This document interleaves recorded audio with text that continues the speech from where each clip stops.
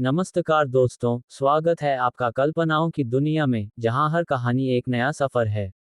रुकिए, आगे बढ़ने से पहले एक जरूरी बात जान हमारे लीजिए। चैनल पर दिखाई जाने वाली ये कहानियां केवल मनोरंजन के लिए हैं और इनका किसी भी व्यक्ति के निजी जीवन या वास्तविक घटना से कोई संबंध नहीं है।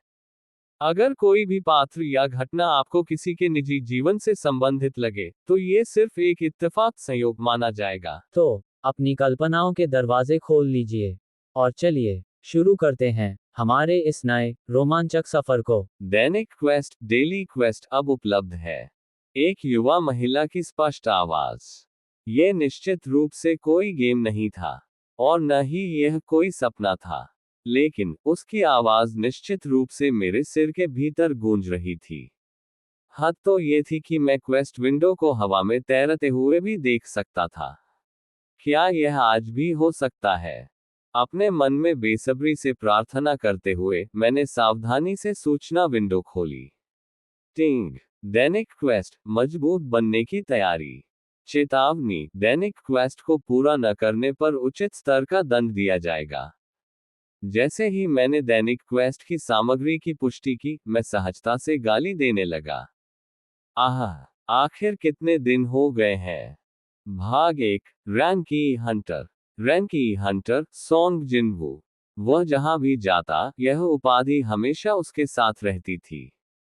जिनवू की कुल ताकत लगभग एक सामान्य इंसान जितनी ही थी। थोड़ा ज्यादा मजबूत होने और उसके घावों के थोड़ा जल्दी ठीक होने को छोड़कर जिनवू बाकी सभी मायनों में सामान्य लोगों जैसा ही था। इसलिए यह स्वाभाविक था कि वह हमेशा घायल हो जाता था। वह कई बार तो मरते मरते बचा था। बेशक ऐसा नहीं था कि सोंग जिनवू को हंटर बनना पसंद था। ये काम खतरनाक था, दूसरे लोग उसका मजाक उड़ाते थे और मामलों को और उलझाने के लिए वेतन भी बहुत कम था। अगर उसे अपने पेरोल वेतन सूची में हंटर्स को एसोसिएशन द्वारा दी जाने वाली चिकित्सा सहायता मेडिकल एड न मिलती, तो वह अब तक अपना हंटर लाइसेंस सौंपकर नौकरी छोड़ चुका होता और एक सामान्य इंसान की तरह जिंदगी जी रहा होता। दुर्भाग्य से सोंग जिनवू जैसे व्यक्ति के लिए, जो अपनी 25 साल की उम्र के मध्य में था और जिसके पास कोई खास नौकरी कौशल नहीं था, हर महीने लाखों वॉन की अपनी मां की अस्पताल फीस चुकाने के लिए हंटर बने रहने के अलावा कोई और रास्ता नहीं था। क्या ये कहना चाहिए कि उसके पास कोई विकल्प नहीं था? इसलिए भले ही वह नहीं चाहता था, फिर भी उसे एसोसिएशन द्वारा पर्यवेक्षण सुपरवाइज्ड किए जा रहे रेड में भाग लेना पड़ा। एक ही क्षेत्र में काम करने वाले हंटर्स एक दूसरे को अच्छी तरह से जानते थे।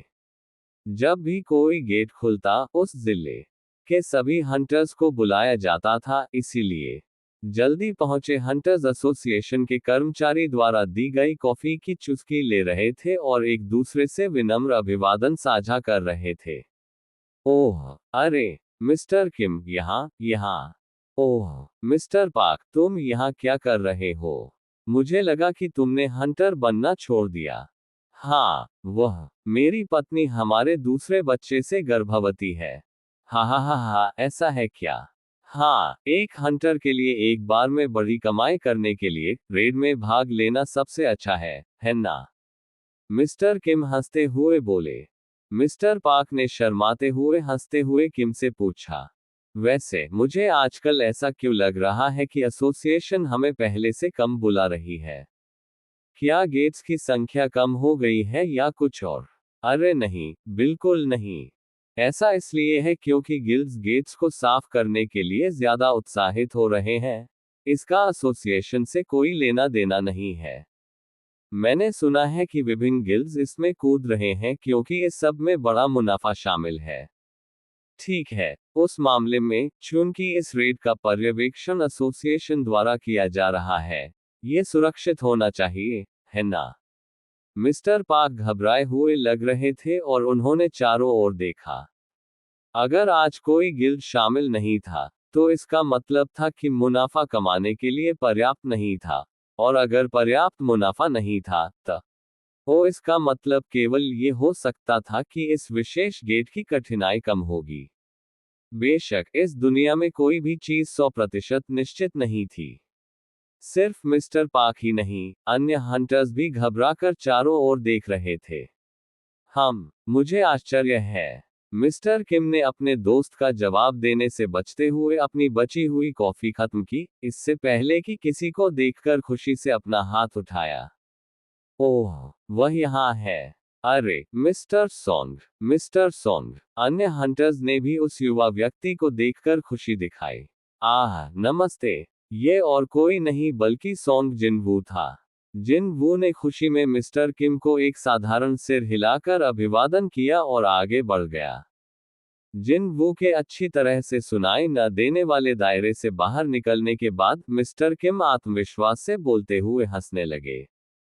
तो जिनवू आ गया।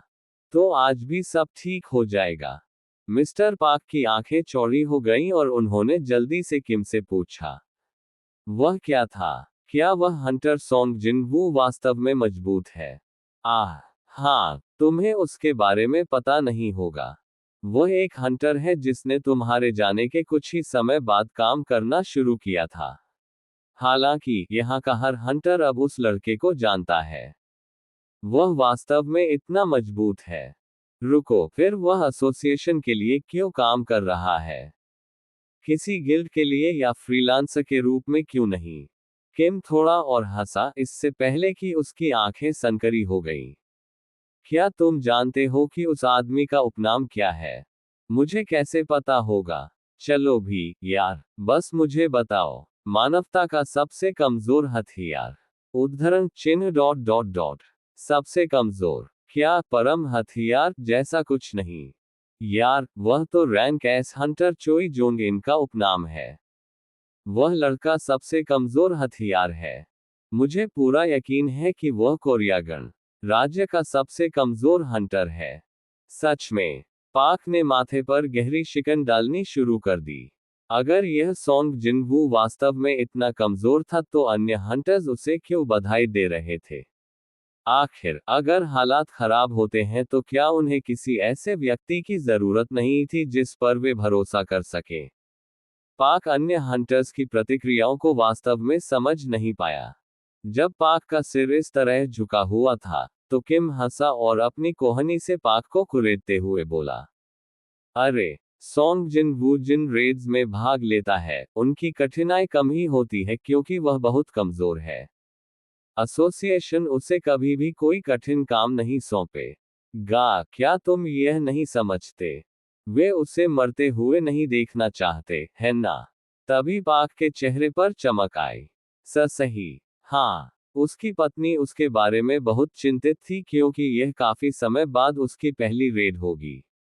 ईमानदारी से कहूं तो वह खुद भी चिंतित था। हालांकि अब जब उसने किम की बातें सुनी तो उसे लगा जैसे सके दिमाग से एक बोझ हट गया है। किम ने आगे कहा, वह आदमी कुछ ही समय पहले एक अफवाह थी कि वह रैंकी गेट की रेड में भाग लेते हुए घायल हो गया था और उसे एक हफ्ते के लिए अस्पताल में बिताना पड़ा। एक हंटर रैंकी गेट से घायल हो गया। उद्धरण चिन्ह। बिल्कुल सही। किसी ने उम्मीद नहीं की थी कि रैंकी गेट रेड के दौरान कोई हंटर घायल हो जाएगा, इसलिए वे हीलर को भी साथ नहीं लाए थे। इसलिए उसने एक हफ्ते अस्पताल में बिताया। पुहाहाहा। जब पाक बहुत जोर से हंसने लगा तो किम ने जल्दी से उसे चुप करा दिया। बस करो, यार, मिस्टर सोंग सुन सकता है। एगो, मैंने इस बारे में नहीं सोचा। पाक ने जिनवू की प्रतिक्रियाओं को सावधानी से जांचा क्योंकि वह हंसना जारी रखा। शुक्र है, दूरी काफी थी और युवक ने उन्हें सुना नहीं था। बेशक वे गलत थे। मैं सब सुन सकता हूं, तुम बूढ़ो। जिनवू ने उन्हें अनदेखा करने की कड़ी कोशिश करते हुए एक कड़वी मुस्कान बनाई। आज जैसे समय में वह अपनी असामान्य रूप से तेज सुनने की क्षमता को दोष दिए बिना नहीं रह सका। ऐसा लग रहा था कि वह बहुत जल्दी आ गया था और रेड अभी शुरू होनी बाकी थी। क्या मैं बहुत जल्दी आ गया? जिनवू ने प्रतीक्षा समय बिताने के लिए चारों ओर देखा, एसोसिएशन के कर्मचारी को गर्म कॉफी देते हुए देखा और करीब चला गया। क्या मुझे भी एक कप कॉफी मिल सकती है? ओह, सॉन्ग जिनवू हंटर निम। मुझे वास्तव में माफ करना है, लेकिन हमारी कॉफी अभी खत्म हो गई। सर्दियों की ठंडी हवा उसकी नाक के सिरे से छूकर गुजर गई। जिन वू ने अपनी तर्जनी से अपनी नाक को चुपचाप पोंछा। क्या दुखद दिन था कि जैसे ही उसकी बारी आई, कॉफी खत्म हो गई। आप हंटर बने रहने पर क्यों अड़े हैं, मिस्टर सॉन्ग जिनवू? मुझे माफ करना। जिन वू ने सिर झुकाकर माफी मांगी। जिन वू के सामने हीलिंग मैजिक का इस्तेमाल करने वाली युवा खूबसूरत लड़की ये जूहुई ने पाउटिंग एक्सप्रेशन के साथ दिखाया कि वह का छोटी इतनी नाखुश थी। मैं तुम्हें माफी मांगने के लिए नहीं कह रही हूं, तुम्हें पता है। मैं तो बस तुम्हारे बारे में चिंतित हूं। अगर तुम इसी तरह लड़ते रहे, तो जल्द ही तुम्हें एक वास्तव में खतरनाक स्थिति का सामना करना पड़ेगा। जिन वू ने ये जूहुई के कंधों से आगे देखा और दूर लड़ रहे अन्य हंटर्स पर एक नजर डाली।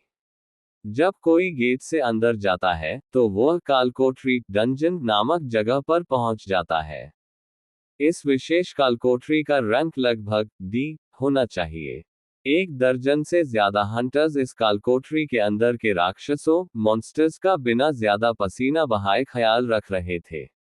दुर्भाग्य से रैंक ई के लिए ऐसा करना लगभग असंभव था। सामान्य तौर पर पीछे से घायल हंटर्स को ठीक करने का काम हीलर्स का होता था। चूंकि वह हमेशा रेड के दौरान घायल हो जाता था, जिन वू हील आज के बीच काफी प्रसिद्ध था। ये जूहुई ने सावधानी से उससे पूछा, क्या कोई कारण है कि आप हंटर बनना नहीं छोड़ सकते? जिन वू ने दृढ़ता से सिर हिलाया। वह किसी भी व्यक्तिगत चीज को अन्य लोगों को प्रकट नहीं करना चाहता था।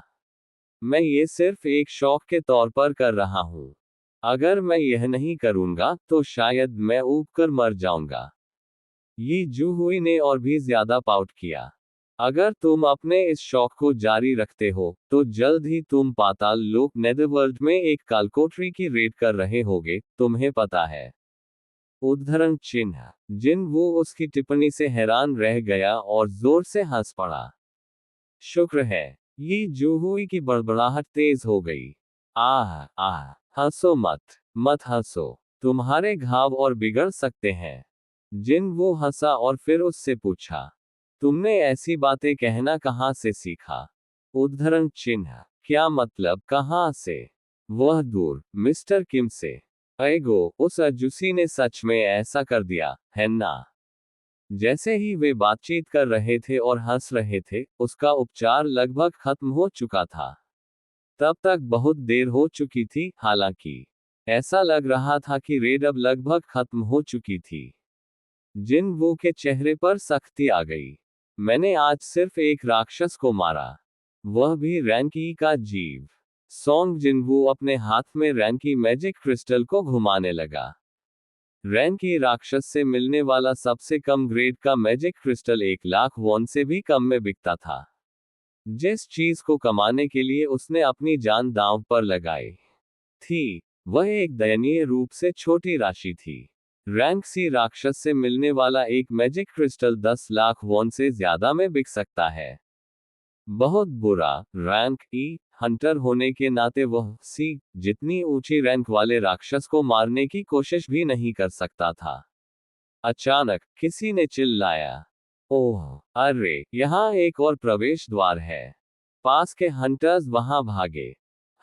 ये सच है। क्या वास्तव में एक और रास्ता है? जैसा कि उस हंटर ने कहा था, कालकोठरी के भीतर ही एक प्रवेश द्वार छिपा हुआ था। एक दोहरी कालकोठरी डुअल डंजन है ना? तो ऐसी चीज वास्तव में मौजूद है। मिस्टर सॉन्ग, जो हंटर के रूप में 10 साल से ज्यादा का अनुभव रखते थे, ने छिपे हुए प्रवेश द्वार में देखा और दिखाया कि वह कितने हैरान थे। छिपे हुए गुफा जैसे मार्ग का अंदरूनी हिस्सा अंधेरा था और कुछ भी दिखाई नहीं दे रहा था। मिस्टर सॉन्ग ने अपनी विशेषता लॉ जादू फ्लेम मैजिक को सक्रिय किया और उसे मार्ग में आगे की ओर फेंका। लॉ आगे बढ़ी और अंदरूनी हिस्से को रोशन किया। मार्ग अनंत तक जाता हुआ लग रहा था। जल्द ही लॉ ने अपनी आगे की गति का ओ दी जमीन पर गिर गई और बुझने से पहले थोड़ी देर तक सुलगती रही। मार्ग एक बार फिर अंधेरे में छा गया। हम सब लोग इकट्ठा हो जाओ, चलो एक मीटिंग करते हैं। इस रेड के अनकहे नेता मिस्टर सोंग ने अन्य हंटर्स को इकट्ठा होने के लिए बुलाया। जिन वू का उपचार तब तक खत्म हो चुका था, इसलिए वह और ये जू हुई भी शामिल हुए। सोंग ने इकट्ठा हुए हंटर्स पर नजर दौड़ाते हुए बात की। जैसा कि आप अच्छी तरह से जानते हैं, कालकोठरी का बॉस मारे जाने तक गेट बंद नहीं होगा। चूंकि गेट खुद अभी भी बरकरार है, भले ही हमने यहाँ के सभी राक्षसों का ख्याल रखा, इसका मतलब केवल ये हो सकता है कि बॉस उस मार्ग के पार है। सोंग ने छिपे हुए प्रवेश द्वार की ओर इशारा किया। हंटर्स ने अर्थपूर्ण नजरें साझा की और सिर हिलाया। कोई भी उस धारणा से असहमत नहीं हो सकता था। सोंग ने आगे कहा, अब सामान्य तौर पर हमें इस जानकारी को एसोसिएशन तक पहुंचाना चाहिए और पहले उनके फैसले का इंतजार करना चाहिए। लेकिन अगर हम ऐसा करते हैं तो हम बॉस को मारने का काम अन्य हंटर्स को सौंप सकते हैं, और आज की रेड से हमारी कमाई बहुत कम हो जाएगी। हंटर्स के चेहरे सिकुड़ गए। पाक का चेहरा किसी और से ज्यादा सख्त हो गया क्योंकि उसे अपनी पत्नी की गर्भावस्था के लिए बहुत नकदी की जरूरत थी। आजकल प्रसवोत्तर देखभाल पोस्टनेटल केयर बहुत नकदी खा जाती है, तुम्हें पता है। इस दर पर उसके लिए अपनी जान जोखिम में डालकर इस रेड में भाग लेने का कोई मतलब नहीं रहेगा। इसलिए मैं पसंद करूंगा कि हम इस कालकोठरी को छोड़ने से पहले बॉस का ख्याल रखें। तो आप सभी क्या सोचते हैं? हंटर्स गहरे विचार में पड़ गए। सच तो ये था कि यहाँ कोई भी वर्तमान स्थिति का पता नहीं लगा सका और इसलिए उनकी सुरक्षा की गारंटी नहीं दी जा सकती थी। हालांकि इस विशेष कालकोठरी की कठिनाई बहुत कम साबित हुई थी, तो इसके भीतर की छिपी हुई कालकोठरी भी इतनी मुश्किल नहीं हो सकती थी। हम सोंग ने सभी का ध्यान अपनी ओर खींचने के लिए खांसा। चूंकि यहाँ हमारे पास 17 लोग हैं, चलो इस पर वोट करते हैं, क्या ख्याल है? एक बार फैसला हो जाने के बाद कोई शिकायत नहीं करेगा। तो कैसा रहेगा? दूसरों ने सोंग के सुझाव को सुनकर सिर हिलाया। कोई भी उससे असहमत नहीं था। मैं आगे बढ़ने के लिए वोट करता हूँ। सोंग ने अपना हाथ उठाया, और फिर अन्य हंटर्स ने एक एक करके हाथ उठाना शुरू कर दिया। मैं भी, मुझे भी गिनो। पाक ने सबसे पहले हाथ उठाया, उसके तुरंत बाद किम और कुछ अन्य हंटर्स ने। बेशक असहमत होने वाले भी बहुत थे। चलो वापस चलते हैं। मुझे लगता है कि एसोसिएशन के फैसले का इंतजार करना बेहतर होगा। दो विरोधी खेमे बराबरी पर थे और अंततः अंतिम वोट जिनवू और ये जूहुई पर आ गए। मुझे माफ करना। ये जूहुई ने सोंग को झुककर प्रणाम किया और अपना वोट पीछे हटने वाले खेमे में जोड़ा। और इस तरह आगे बढ़ने और पीछे हटने के लिए वोटों की गिनती 8:8 पर थी। एक गतिरोध। सोंग ने अगले झिझकते हुए सोंग जिनवू से पूछा, और तुम, मिस्टर सोंग? आगे के लिए जारी।